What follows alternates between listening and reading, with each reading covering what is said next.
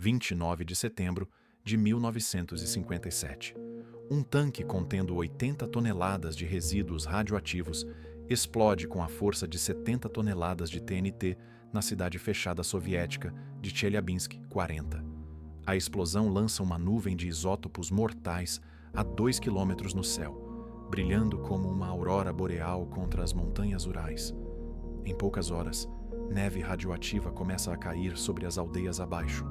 Crianças correm para fora, rindo, pegando as partículas cintilantes com as línguas. Mães penduram roupas sob árvores cobertas com um pó reluzente. Fazendeiros continuam colhendo campos agora cobertos de estrôncio 90 e césio 137. Ninguém lhes diz que estão sendo envenenados. Por 3 dias, 270 mil pessoas seguem suas vidas enquanto os níveis de radiação disparam para doses letais. O governo soviético sabe. Cientistas sabem. Os militares sabem. Mas os aldeões? Eles não sabem de nada. Quando as ordens de evacuação finalmente chegam, os moradores recebem 2 horas para fazer as malas. Sem explicações. Sem equipamento de proteção. Apenas soldados com contadores Geiger marcando casas com cruzes, declarando cidades inteiras como zonas mortas. A URSS negará a existência deste desastre por 32 anos. Eles vão apagá-lo dos livros de história, silenciar testemunhas e deixar o mundo acreditar que a energia nuclear soviética é perfeitamente segura. Mas você não pode esconder câncer. Você não pode esconder defeitos congênitos. E você não pode esconder uma região inteira apagada dos mapas. Este é Kistin, o apocalipse nuclear que aconteceu 29 anos antes de Chernobyl, e como 10 mil pessoas foram sacrificadas para proteger o segredo atômico de Stalin. Janeiro de 1948. Equipes de construção chegam nas remotas montanhas Urais, 150 quilômetros ao norte de Chelyabinsk. Eles estão construindo algo que oficialmente não existe, Chelyabinsk 40, uma cidade fechada dedicada inteiramente à produção de plutônio para armas. Os trabalhadores não sabem o que estão construindo. A maioria são prisioneiros, trabalhadores do Gulag, que não farão perguntas ou não viverão tempo suficiente para contar histórias. Em 1949, o complexo químico Mayak entra em operação. 5 reatores nucleares trabalhando 24 horas por dia para alimentar o programa de bomba atômica de Stalin. Os Estados Unidos detonaram sua primeira arma nuclear em 1945. Os soviéticos estão desesperados para alcançá-los. Velocidade importa mais que segurança, sempre. Os reatores produzem plutônio, mas também produzem resíduos. Quantidades massivas de resíduos radioativos líquidos que precisam ser armazenados em algum lugar. Engenheiros soviéticos projetam tanques de contenção, cilindros de aço inoxidável enterrados em bunkers de concreto, resfriados por sistemas de água para prevenir superaquecimento. Em 1957, esses tanques contêm milhões de galões de algumas das substâncias mais tóxicas já criadas. Os trabalhadores em Mayak conhecem os perigos, teoricamente. Eles usam distintivos que medem a exposição à radiação. Mas esses distintivos frequentemente não funcionam ou são ignorados. Dosímetros gritam avisos que supervisores descartam. Cotas de produção precisam ser cumpridas. A Guerra Fria não pausa para protocolos de segurança. O tanque 14 fica em um cânion de concreto, um de dezenas armazenando resíduos radioativos de alto nível. Seu sistema de resfriamento é temperamental. Engenheiros notam flutuações de temperatura ao longo de 1957, mas reparos exigem desligar as operações. Isso é inaceitável. Então eles monitoram o tanque e esperam que o sistema de resfriamento aguente. Não aguenta. Em 29 de setembro de 1957, aproximadamente às 16h20, o sistema de resfriamento falha completamente. A temperatura dentro do tanque 14 dispara rapidamente. Os resíduos, uma mistura volátil de sais de acetato e nitrato, começam uma reação exotérmica descontrolada. Em minutos, a pressão aumenta para níveis catastróficos. Às 16h22, o tanque 14 explode. A explosão é massiva. A tampa de concreto, pesando 160 toneladas, é lançada no ar como uma tampa de garrafa. Ela cai a 100 metros de distância, despedaçada. A explosão libera aproximadamente 20 milhões de curies de radioatividade, 740 petabecquerels para quem está contando. Para contextualizar, Chernobyl liberou cerca de 50 vezes mais, mas isso ainda é catastrófico. Uma nuvem radioativa sobe 2 quilômetros de altura, visível por quilômetros como uma coluna laranja avermelhada brilhante contra o céu noturno. Ventos a carregam para nordeste através dos Urais do Sul.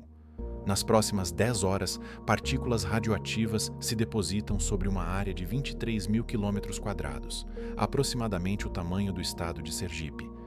Nas aldeias na direção do vento, as pessoas notam algo estranho. Por volta da meia-noite, uma poeira fina começa a cair. Na escuridão, ela cintila com uma luminescência azul esverdeada assustadora. Crianças na aldeia de Berdianush acordam seus pais, apontando animadamente para a neve mágica. Algumas correm para fora em suas roupas de dormir, tentando pegar os flocos brilhantes. Em Satilikovo, um fazendeiro observa seus campos ficarem prateados sob as partículas que caem. Suas colheitas, prontas para a colheita, agora brilham como se tivessem sido polvilhadas com diamantes. Ele toca o pó. Parece quente, quase vivo. Ele não sabe que acabou de absorver uma dose letal de estrôncio 90. Em Mayak, o caos reina. Cientistas correm para medir a contaminação. Seus instrumentos atingem o limite máximo imediatamente. A agulha de um contador Geiger gira tão violentamente que quebra. Reuniões de emergência são convocadas. Oficiais militares, cientistas e agentes da KGB discutem em salas cheias de fumaça. Dizer a verdade ou manter o segredo? Todo o programa de armas nucleares da União Soviética opera a partir desta instalação. Admitir uma falha catastrófica exporia a localização, a escala e a vulnerabilidade de sua infraestrutura atômica para o Ocidente. Seria um desastre de propaganda e uma revelação estratégica. A decisão vem de Moscou. Bloqueio total de informações. As aldeias serão evacuadas, mas os moradores não serão informados sobre a radiação. A história oficial será realocação de emergência por razões agrícolas. Por 3 dias, enquanto soldados planejam a evacuação, 270 mil pessoas continuam suas vidas normais em áreas altamente contaminadas. 2 de outubro de 1957. Caminhões militares entram nas aldeias ao amanhecer. Soldados com equipamento de proteção completo, máscaras e luvas, saltam e começam a marcar prédios com giz. Cruzes brancas nas portas significam contaminado, deve ser demolido. X vermelhos significam recuperável. Moradores saem de suas casas confusos. Um tenente grita através de um megafone. Vocês têm 2 horas para embalar pertences essenciais. Vocês estão sendo realocados para a reorganização agrícola. Nenhuma menção à radiação. Nenhuma explicação sobre a explosão. Nenhum equipamento de proteção oferecido. Famílias correm para reunir posses. O que você leva quando tem 2 horas para deixar sua vida inteira? Fotos, roupas, comida, ferramentas. Moradores idosos se recusam a ir, se agarrando às suas casas. Soldados os arrastam à força para os caminhões. Na aldeia de Galikayevo, uma mulher exige respostas. Por que vocês estão usando esses trajes se isso é apenas sobre agricultura? Um soldado a ignora. Outro aldeão aponta para o contador Geiger, clicando freneticamente na mão de um sargento. O que isso está medindo? O sargento se afasta sem responder. Caminhões transportam 10 mil pessoas de 23 aldeias para alojamentos construídos às pressas a 50 quilômetros de distância. Os evacuados são proibidos de retornar, mesmo para recuperar pertences esquecidos. Em semanas, equipes militares destroem aldeias inteiras com tratores. Casas, escolas, igrejas, todas esmagadas e enterradas sob montes de terra destinados a conter a radiação. Mas milhares de pessoas permanecem na zona contaminada. A radiação se espalha de forma irregular. Algumas áreas são mortais, outras medem apenas moderadamente perigosas. Oficiais soviéticos decidem deixar moradores em zonas de risco aceitável, em vez de admitir a escala do desastre. Doutora Angelina Guskova, uma das principais especialistas em saúde radiológica da União Soviética, chega a Mayak para avaliar os danos. O que ela encontra a horroriza. Trabalhadores da instalação receberam doses de até 400 rems, muito acima dos limites letais. Aldeões evacuados mostram sintomas iniciais de síndrome de radiação aguda: náusea, queda de cabelo, sangramento nas gengivas. Ela ordena monitoramento médico da população afetada, exames de sangue, amostras de medula óssea, triagens de câncer, mas ela é instruída a nunca mencionar a palavra radiação em documentos oficiais.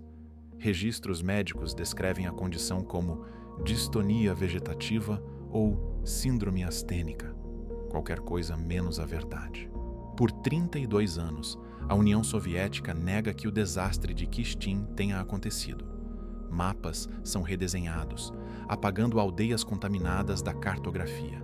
Sobreviventes são ameaçados ao silêncio pela KGB. Falar sobre a evacuação ou a neve brilhante pode resultar em prisão. A primeira pista para o mundo exterior vem em 1976. Joris Medvedev, um cientista soviético dissidente que desertou para a Grã-Bretanha, publica um artigo descrevendo um desastre nuclear massivo nos Urais. Agências de inteligência ocidentais são céticas. Nenhuma imagem de satélite capturou uma explosão. Nenhum pico de radiação detectado no exterior. A CIA investiga, mas encontra as evidências inconclusivas. A URSS descarta as alegações de Medvedev como mentiras de um traidor. Mas no final dos anos 1980, quando a política de glasnost de Mikhail Gorbachev abre a sociedade soviética, a verdade começa a surgir. Jornalistas visitam os Urais. Eles encontram cidades fantasmas, evacuadas e em decadência. Eles entrevistam sobreviventes que descrevem a neve brilhante, as evacuações repentinas, as doenças que se seguiram. Em 1989, o governo soviético finalmente admite que o desastre de Kyshtym ocorreu. Número oficial de mortos: 200. Pesquisadores independentes estimam que o número real é muito maior. As taxas de câncer na região dispararam dramaticamente nas décadas seguintes à explosão. Defeitos congênitos, leucemia, câncer de tireoide, todos aparecem em taxas muito acima das médias nacionais. Estudos posteriores revelam que mais de 400 mil pessoas foram expostas a níveis perigosos de radiação do desastre de Kyshtym. A área contaminada, agora chamada de traço radioativo dos Urais Orientais, permanece parcialmente restrita hoje. Algumas aldeias nunca foram reconstruídas. Campos permanecem em pouso, envenenados demais para o cultivo. A instalação de Mayak, ainda operacional, continua processando materiais nucleares, embora sob padrões de segurança significativamente melhorados. Mas o legado do tanque 14 persiste no solo, na água, nos ossos daqueles que viveram através dele. Kyshtym ensinou ao mundo uma lição brutal. Desastres nucleares podem ser escondidos, mas suas consequências não podem. A neve brilhante pode ter parado de cair em 1957, mas seu veneno perdura, um testemunho silencioso do custo do sigilo na era atômica.